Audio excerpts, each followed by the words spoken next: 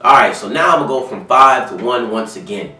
Pittsburgh Steelers are at my number 5. I look at it in a situation where you have Antonio Brown, who has 8 touchdowns. He may not have all the yards, the most yards in the league, but he has 8 touchdowns.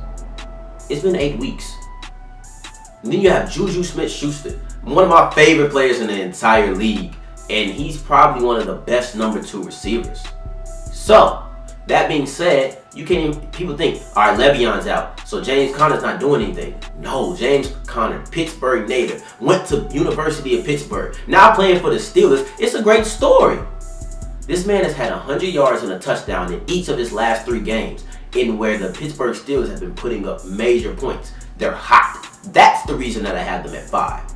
I understand that the 4-2-1 record may not indicate it. They say, oh, the one tied with the Browns is, you tied with the Browns, the team that just fired their head coach and the offensive coordinator. But going into week 9, they're hot. They're on a roll. And if anybody knows NFL, they understand that it's about momentum. And that's why I got them at my 5. At my number 14, going into the week 9, we have the first new entry, a team that I probably should have put in there instead of Pittsburgh, depending on who you ask. The New England Patriots. Brady and Belichick. Ever since week 5, when Julian Edelman has came back from suspension, they put up at least 38 points, minus the game against the Buffalo Bills on Monday night. And the Bills is a very tough defense. So somebody might ask, they're on a 5-game win streak. Well, why do you have them so low? They're 6-2. They only have 2 losses. Why are they so low?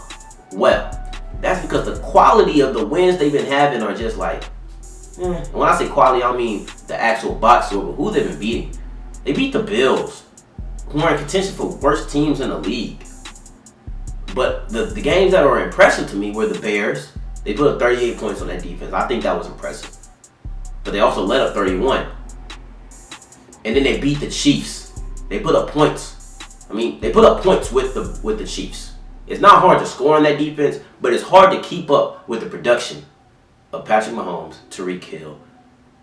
Let me not spill everything. We're going to get to them in a second. So that's why they're my number 14. My number 3 team is the Kansas City Chiefs. And just like number 3 in the video that we just watched, people are saying this is too low. Really? That's where you got them? Yes, I understand that Patrick Mahomes is going crazy. I understand that Tyreek Hill is probably the best deep threat in the NFL today. I understand that Travis Kelce is probably top 3 tight ends in the league. And I understand that Sammy Watkins can stretch the field too. I've said all these things before.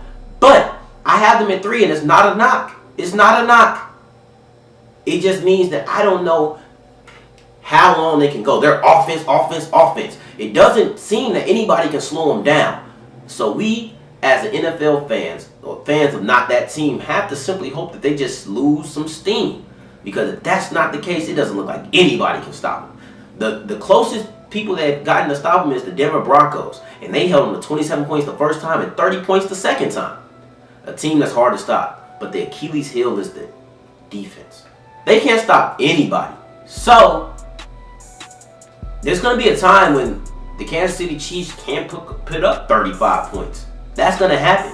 And it doesn't seem like they can not score 35 consistently and win ball games. And my number 2 team is the New Orleans Saints. And I know a lot of people sitting there mad. Probably done turn off the clip. Well, if you're still listening, just hit me out. What's wrong with you, bro? What the heck? You tripping, bro. You tripping.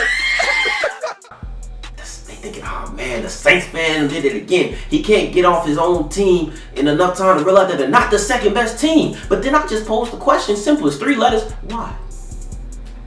What separates the Kansas City Chiefs from the New Orleans Saints? Is it Patrick Mahomes? Is it the explosive offense? Well, guess what? The New Orleans Saints can put up points too. They can. They can put up points too. I understand that they both have star running backs. They do. I understand that Kansas City's wide receiving and receiving options are better than the Saints. But I am a person who likes to deal with proof. And I have more confidence that when it comes down to it going into the year, that Drew Brees will continue to do what he does. And maybe the scariest part about it all is that they don't need Drew Brees. The same way that I said Patrick Mahomes needs to put up 35, the Saints don't. Their defense is not great, that's not what I'm saying, but they don't need Drew Brees. They have Alvin Kamara.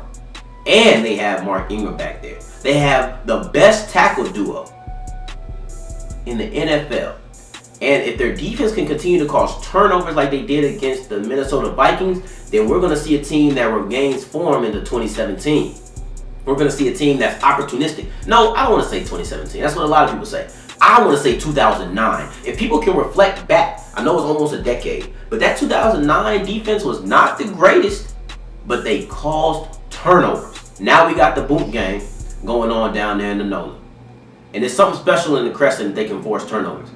If they're letting up yards but not getting up too much points, I trust in Drew Brees. Drew Brees had 120 yards on Sunday night, and the Saints put up 30 points.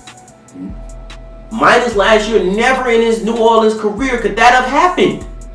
It's impressive now. You're looking at a dangerous team. A team that can win with defense, a team that can win with the running game, a team that can march out the clock.